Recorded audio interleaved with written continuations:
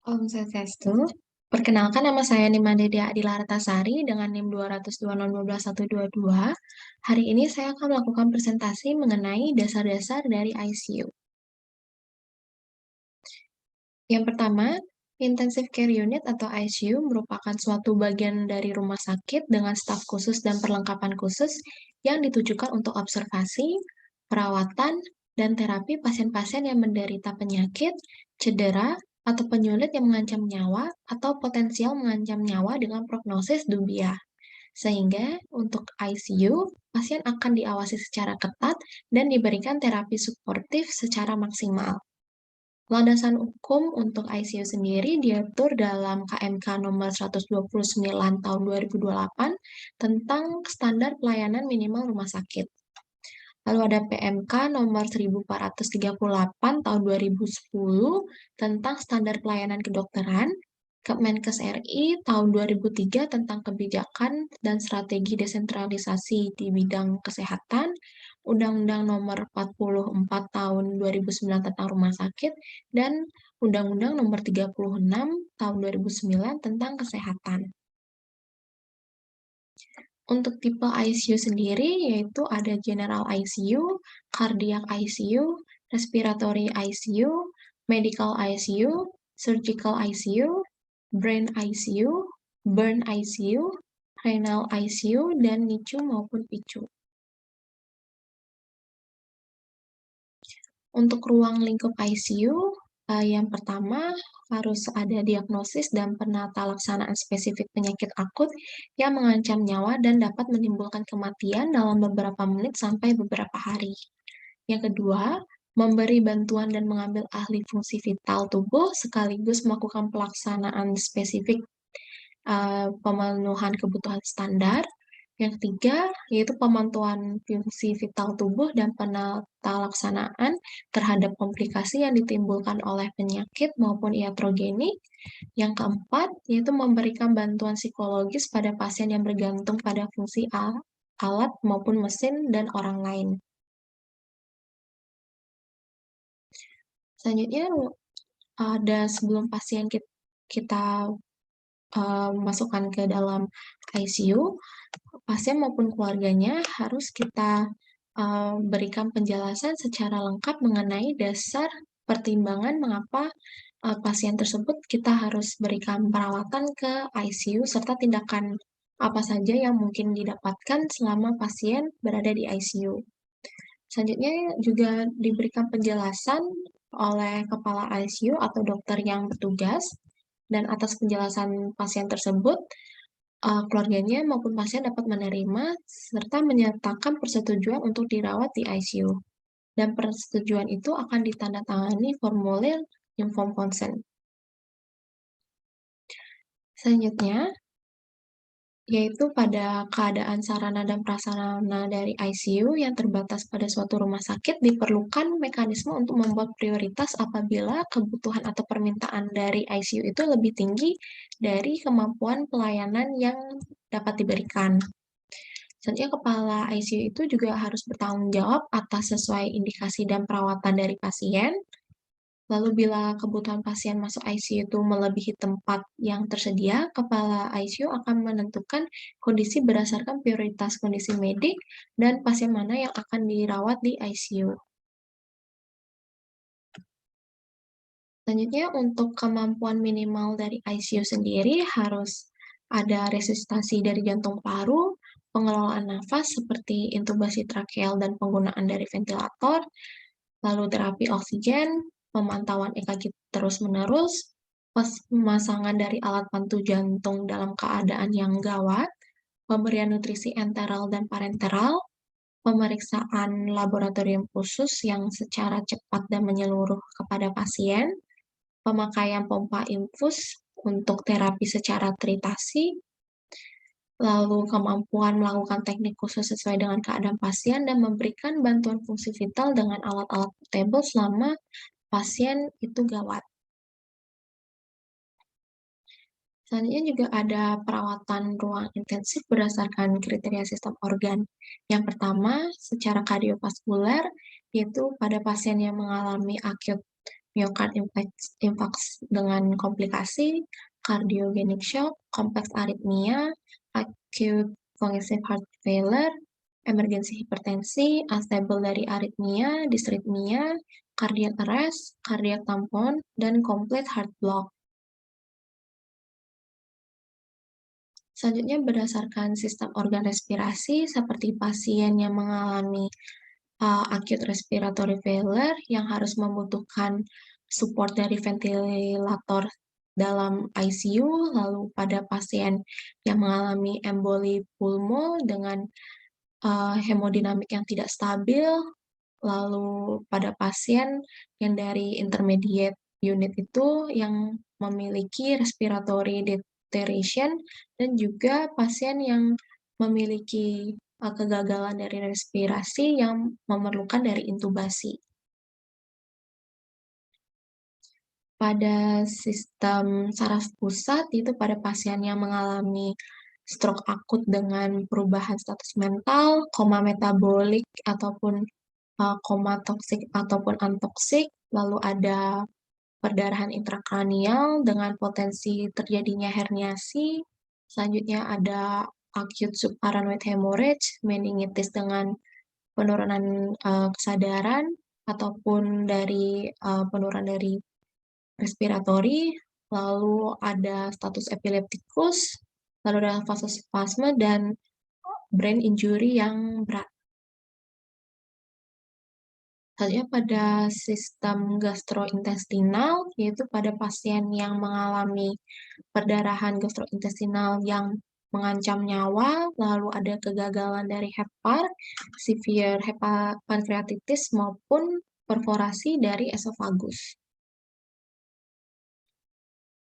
Pada sistem organ yaitu endokrin, yaitu pada pasien yang mengalami ketoacidosis diabetikum dengan komplikasi hemodynamic instability, altered mental status, lalu pada pasien yang memiliki UDIM dengan ketidakstabilan hemodinamik, koma maupun hiperosmolar, hipo ataupun hipernatremia dengan seizure atau kejang, hipo atau hiperkalemia dengan dysrhythmia atau muscular weakness, lalu ada hipo atau hipermagnesemia dengan hemodynamic compromise, dan hipofosfatemia dengan kelemahan dari otot.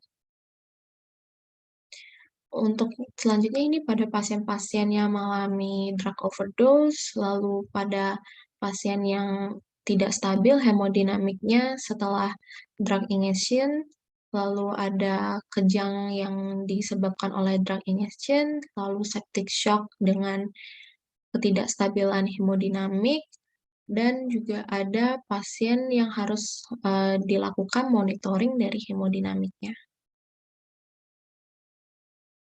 Untuk klasifikasi ICU berdasarkan Australia dan European College of Intensive Care Medicine itu dibagi menjadi 3 level, ada ICU level 1, level 2, dan level 3. Untuk ICU level 1 yaitu pada rumah sakit kecil yang harus memiliki peran mayor dalam memonitor dan mencegah komplikasi pasien medik dan surgical. Syarat minimal dari ICU level 1 itu ada resusitasi dan pelayanan suportif kardiorespiratorik jangka pendek, ventilasi mekanik dan monitoring kardiovaskular invasif sederhana, fasilitas transportasi ke level 2 maupun ke level 3, dan harus memiliki outsourcing laboratorium, radiologi, bank darah besar, dan harus terdapat dokter yang terlatih dalam terapi intensif dan staf pendukung yang adekuat. Untuk ICU level 3, yaitu pada rumah sakit umum yang lebih besar, yang memiliki terapi suportif multisistem sesuai dengan peran rumah sakitnya, seperti center bedah ataupun trauma center. Lalu petugas medis yang ada di ICU level 3 ini harus siap di tempat dan akses ke fasilitas farmasi, patologi, dan radiologi itu setiap saat, tetapi tidak diharuskan untuk memiliki semua bentuk terapi dan pemeriksaan yang kompleks seperti kardiologi, intervensi, dan bedah jantung. Untuk kebijakan transfer dan rujukan harus dimiliki oleh ICU level 2 dengan peralatan penunjang kardiorespiratorik untuk jangka panjang, konsultasi dengan dokter melalui on-call, fasilitas ICU komprehensif, dan bank darah yang on-site. Untuk konsultan terapi intensif sendiri, yaitu terdiri dari kepala ICU dan minimal satu orang dokter spesialis. Untuk ICU level 3, yaitu pada rumah sakit rujukan besar atau tersier, untuk ICU level 3 ini merupakan seluruh aspek pelayanan intensif yang diperlukan sampai periode yang tidak dapat ditentukan. Dan ICU level 3 ini juga sering disebut sebagai pusat edukasi dan riset. ICU level 3 memiliki beberapa staf seperti konsultan terapi intensif, training, perawat terapi intensif, tenaga medis yang terkait, dan staf untuk pendidikan dan pelatihan. Untuk ICU level 3 ini juga harus memiliki pemeriksa laboratorium dan imaging serta subspesialis dari berbagai divisi. Dengan multiple disiplin dari partner seperti kepala ICU, kepala perawat, dan pelayanan subspesialis yang bisa terdiri dari bedah saraf, bedah jantung, kardiologi intervensi, maupun radiologi. Biasanya pada ICU level 3 ini juga memiliki fasilitas endoskopi, bronkoskopi, unit dari step down, dan program pendidikan dan pelatihan perawatan intensif. Selanjutnya kriteria menurut Keputusan Menteri Kesehatan Republik Indonesia nomor 779 itu tentang standar pelayanan anestesiologi dan reanimasi di rumah sakit pada bagian ICU harus memiliki yang pertama perencanaan ICU yang memenuhi standar. Standar yang di sini yaitu mengenai pencegahan bahaya bakteriologis, pencegahan bahaya listrik dan api, sistem ventilasi dan pendingin udara. Untuk bentuk unit luasnya yaitu 16 hingga 20 meter untuk setiap tempat tidur dengan jarak ideal yaitu 2,5 meter setiap tempat tidur. Dan dilengkapi untuk adanya tempat cuci tangan yang cukup besar dan dalam, dan kamar isolasi harus dilengkapi dengan tempat cuci tangan dan ruangan untuk mengganti pakaian. Penerangan harus cukup, dan tempat tidur harus dilengkapi dengan pagar sisi kanan kirinya yang dapat diubah posisinya. Titik keluar dari sumber oksigen, udara tekan, dan penghisap sentral ada di dekat setiap tempat tidur dan suhu ruangan harus disesuaikan dengan kebutuhan dari pasien. Untuk perlengkapan medik yang harus ada di ICU, yang pertama ada sumber oksigen, bisa berupa dari tabung atau silinder oksigen yang dilengkapi dengan katup penurunan tekanan atau regulator dan flow meter. Yang kedua, yaitu ada humidifier. Yang ketiga, ada suction atau alat penghisap. Yang keempat, alat resusitasi yang terdiri dari kantong suku muka seperti ambu bag, lalu laringoskop dengan berbagai ukuran, pipa jalan nafas seperti oropharyngeal airway ataupun nasopharyngeal airway yang berbagai ukuran, lalu juga ada penghubung pipa seperti konektor dan stilet. Dan yang terpenting harus juga ada stetoskop, tensimeter, dan termometer. Untuk alat monitoring, hendaknya harus ada yang memperlihatkan waveform seperti EKG, tekanan darah, nadi, dan saturasi. Untuk alat infus yaitu terdiri dari set infus, kateter vena, jarum suntik berbagai ukuran, kapas, gunting, maupun plester. Selanjutnya juga harus ada defibrilator, troli atau kereta dorong, dan alat komunikasi yang intercom. Manajemen pasien ICU secara umum yaitu dibagi menjadi 4. Yang pertama monitoring. Monitoring dilakukan secara 24 jam pada vital sign, seperti monitoring EKG, saturasi oksigen, suhu, tekanan darah. Dan bisa dilakukan yang lain seperti CPP, gula darah, elektrolit, analisis gas darah, ventilator, cairan, dan daftar terapi yang kita berikan kepada pasien.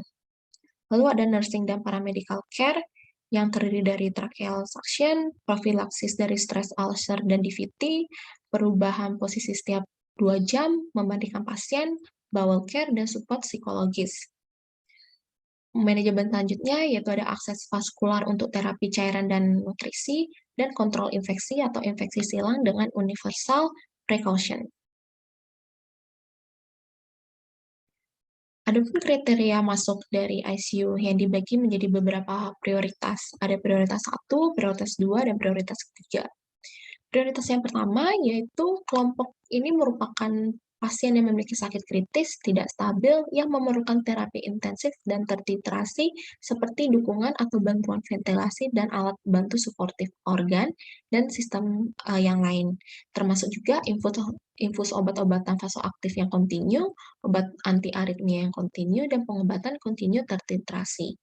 Contoh dari pasien kelompok ini yaitu pada pasien yang mengalami sepsis yang berat, gangguan keseimbangan asam basa dan elektrolit yang mengancam nyawa, dan biasanya pada terapi pada pasien prioritas 1 itu umumnya tidak mempunyai batas. Untuk prioritas kedua, yaitu pasien yang memiliki atau yang memerlukan pelayanan pemantauan canggih di ICU, sebab sangat berisiko bila tidak mendapatkan terapi intensif segera. Misalnya pemantauan intensif yang menggunakan pulmonary arterial catheter. Jadi seperti pada pasien yang memiliki penyakit dasar jantung paru yang memiliki juga gagal ginjal akut yang berat yang mengalami pembedahan yang mayor. Untuk prioritas yang ketiga, yaitu pada pasien yang memiliki sakit kritis yang tidak stabil status kesehatan sebelumnya, penyakit yang mendasarinya, atau penyakit akutnya, yang secara sendirian ataupun kombinasi. Kemungkinan sembuh dan atau manfaat terapi di ICU ini termasuk golongan yang kecil. Jadi contohnya pada pasien yang memiliki kanker dengan metastasik yang disertai dengan penyulit infeksi lainnya, seperti perikardial tamponade, memiliki sumbatan jalan nafas, atau pasien penyakit jantung maupun penyakit paru yang terminal yang disertai komplikasi penyakit akut yang berat. Jadi untuk, kriteria yang tadi adalah kriteria masuk ke dalam ICU, tetapi juga ada kriteria untuk pengecualian pasien-pasien yang tidak bisa dimasukkan ke dalam ICU. Seperti pasien yang memenuhi kriteria masuk tetapi menolak untuk, terapi tunjangan hidup yang agresif dan hanya demi perawatan yang aman saja. Lalu pada pasien yang memiliki keadaan vegetatif permanen maupun pasien yang sudah kita pastikan itu memiliki mati batang otak.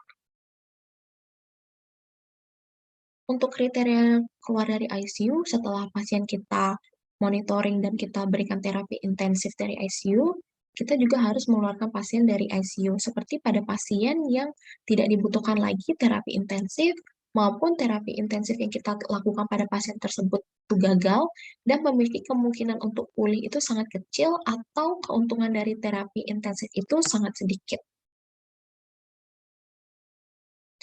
Baik, sekian dari saya mengenai dasar-dasar dari ICU. Terima kasih.